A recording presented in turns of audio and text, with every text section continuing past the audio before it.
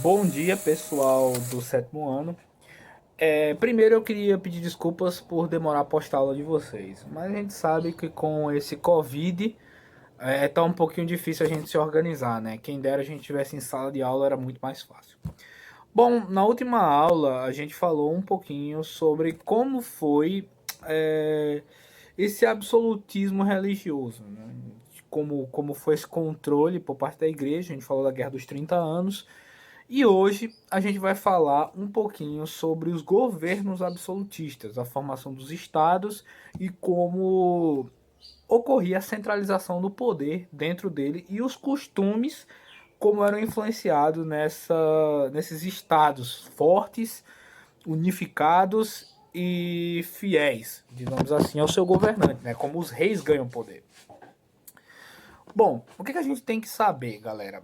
Em suma, é, a gente tem que saber que com o Tratado de Westfália, o que aconteceu? Ocorreu primeiro a fragmentação do Império Sacro Germânico, né? E o clero ou o poder eclesiástico ele perde a, a posição de fazer decisões. Né? Então, cada estado que é formado agora no mundo pode escolher sua forma de governo e sua religião. Né? Então, você tem uma independência religiosa. E o estrangeiro, os países estrangeiros, eles não vão ter influência dentro. Ou seja, a Igreja Católica não tem mais decisão de poder sobre o Estado. Ela continua com seus ritos religiosos, mas ela não vai ter influência dentro de outros países que adotaram essa forma, né? Segundo o Tratado de Westfália. Do mesmo jeito, outras igrejas evangélicas protestantes não vão ter. Quem vai decidir agora como vai ser gerido o Estado vai ser seu próprio governante, né? Então, só para explicar um pouquinho. Então, como é que foram feitos esses regimes? Vocês têm que saber o seguinte: durante o século XI, a Europa ela passa por um aumento no seu setor agrícola e no seu setor de construção pelos artesãos. Então você tem a expansão da agricultura e também a produção de lã, materiais para uso como, deixa eu ver aqui que eu coloquei aqui, sapatos e coisas desse tipo. Então com isso, a gente ainda está falando de Idade Média, a gente tem o que? O poder dos comerciantes aumentando. Esses comerciantes eram chamados de burgueses. Então, com isso, esse poder aumenta muito dentro dos comerciantes. Eles começam a ganhar muito dinheiro a ponto de fazer negócios com o local, no caso o feudo, onde eles estão, a gente está falando de feudalismo ainda, e com outras nações. Com isso, eles começam a ter mais poder financeiro e também de logística, ou seja, contatos, que os próprios senhores feudais. Isso vem a gerar uma crise dentro do feudalismo. É por causa disso, certo? Então os burgueses ganharam muito mais autonomia em relação aos senhores feudais. E isso vem a gerar uma crise dentro do feudalismo, certo? Então, com essa crise dentro do feudalismo, os burgueses vão procurar recursos com quem? Formas de trabalhar melhor com os reis. Então, eles vão lá e vão tentar ao máximo conseguir algo com o rei. O sistema feudal ele não permitia que o burguês ele ganhasse tanto. Por quê? Não tinha uma moeda e um sistema de pesos unificados. Então, tipo assim, como é que eu vou pesar, como é que eu vou vender aqui se eu não sei mais ou menos como é que eu vou repassar meu dinheiro? Nem tinha uma moeda, nem uma forma eficaz de passar. Então, os reis passaram a apoiar a burguesia. Sim, eles passavam. Por quê? Porque eles ganhavam impostos desses burgueses. Então eles enriqueceram mais e enriqueceram a nobreza. Ou seja, a família desses reis enriqueceram. E com isso eles conseguiram centralizar mais o poder. Porque na mão do rei, é só você pensar, estavam os burgueses e estavam a nobreza. Porque ele decidia como era repassado toda essa riqueza que ficava. Então isso vai gerar uma centralização grande na mão do rei, fazendo com que ele tivesse esses dois polos, tanto os burgueses quanto a nobreza na mão dele. Então ele centraliza de tal forma que ele vai ter um Estado muito fiel, um Estado forte, além de que ele vai ter um exército também muito forte, porque toda a decisão política, econômica agora está na mão do rei. Porque se eu dou privilégio aos burgueses, né, e a gente vai ver que com a divisão em estados da sociedade, a nobreza não paga imposto, mas os burgueses têm que pagar, né? Então o rei comandava tudo isso.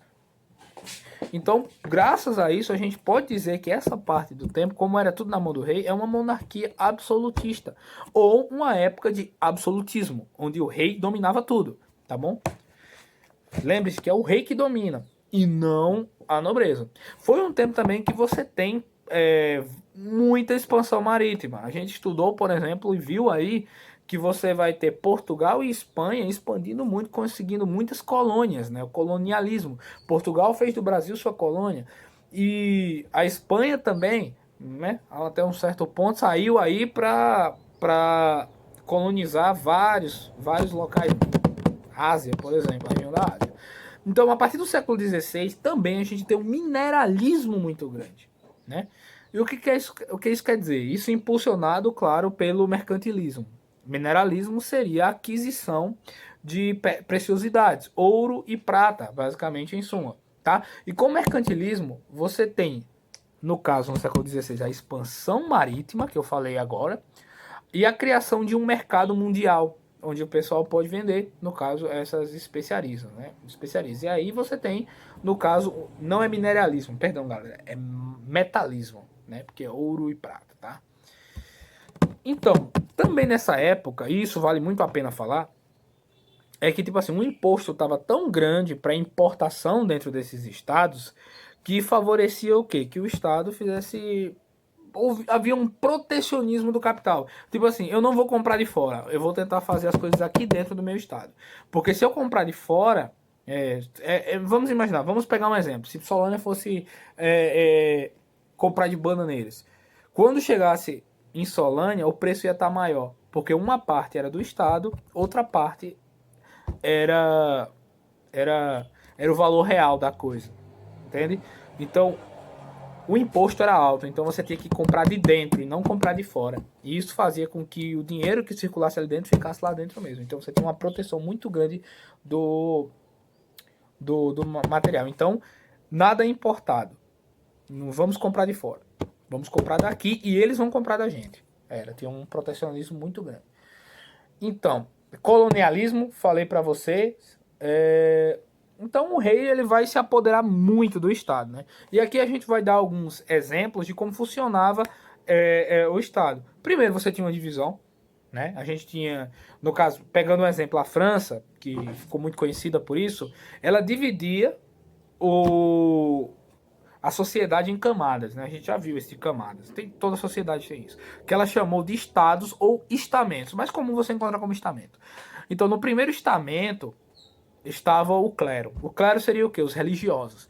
Então, havia o alto clero, que a gente tinha o bispo, o arcebispo e abades, no mais geral, são os cabeças da igreja, né? E abaixo você tinha os padres, né? No baixo clero. Então, assim, eles tinham certos privilégios, né? Ainda era igreja. Perdeu o poder de decisão? Perdeu. Mas, assim, o rei determinava, minha religião é essa, então o clero é esse. Entendeu? Aí você tinha um segundo estado que estava quem? Tava a nobreza, né? A nobreza, que não pagava imposto, né? O segundo estamento ia estar a nobreza. E no terceiro estamento ia estar o povão e os burgueses, né? Que aí tinham que pagar imposto, que tinham que enriquecer o rei e a nobreza, né?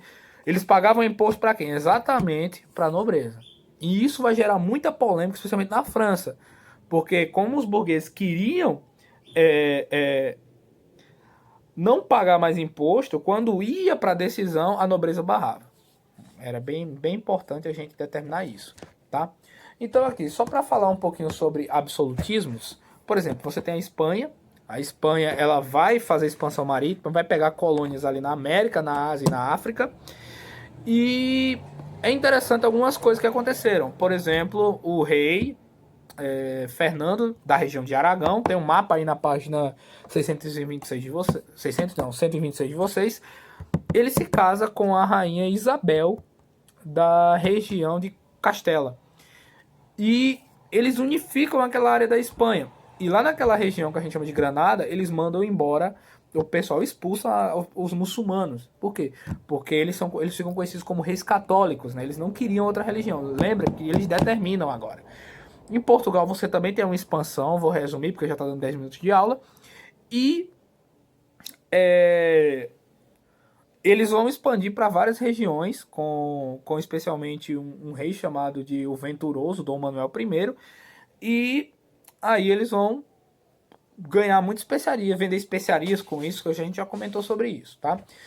E, claro, a gente tem que falar dos absolutismos, tanto o inglês, que ele é um pouco diferente, por causa que tem a Carta Magna desde o século XIV, que ela fala que o rei tem poder, ok, mas a gente tem um parlamento para determinar até quanto o rei tem poder. Ele não tem 100% dos poderes, mas durante os absolutismos ingleses, especialmente ali com Henrique Tudor, durante esse processo de absolutismos, a gente tem eles burlando um pouco a Carta Magna, né? E o rei centralizando um pouco mais o poder, tá bom? Então, ali no francês é o mais comum, é onde o rei arrecada muito poder. Então, ele tem decisão militar, decisão econômica, decisão até dos costumes. É nessa época também dos absolutismos que ocorrem, por exemplo, algumas coisas você pode fazer em público, algumas coisas você pode fazer sozinho. Regras à mesa, é nessa hora que vários costumes são passados. Então, etiqueta, coisas como costumes de sociocultura, elas são muito ensinadas aqui nesse processo. Inclusive, com os absolutismos, cresce também o nível de alfabetização. O pessoal começa a estudar, né? Então, muito importante isso daí, galera. Tranquilo? E deixa eu ver, eu acho que é só isso que a gente tem até agora, certo? Então lembra que isso de costumes está relacionado ao Estado ter um controle social. Então é marcado por quê? O Estado. Agora cada um tem sua religião, o rei determina, é centralizado o poder na figura do rei e tem a conduta, o mercantilismo, aí a gente vai ter expansão marítima, metalismo e a construção do mercado mundial. E o exercício eu já passei para vocês, então fica aí, galera. Muito bom estar aqui com vocês de novo. Espero que a gente se encontre fisicamente, né, na sala de aula de novo, para a gente poder dar esses assuntos com maior presteza, né, ensinando melhor. Enfim, valeu, galera. Já vou para outra aula e para outra coisa.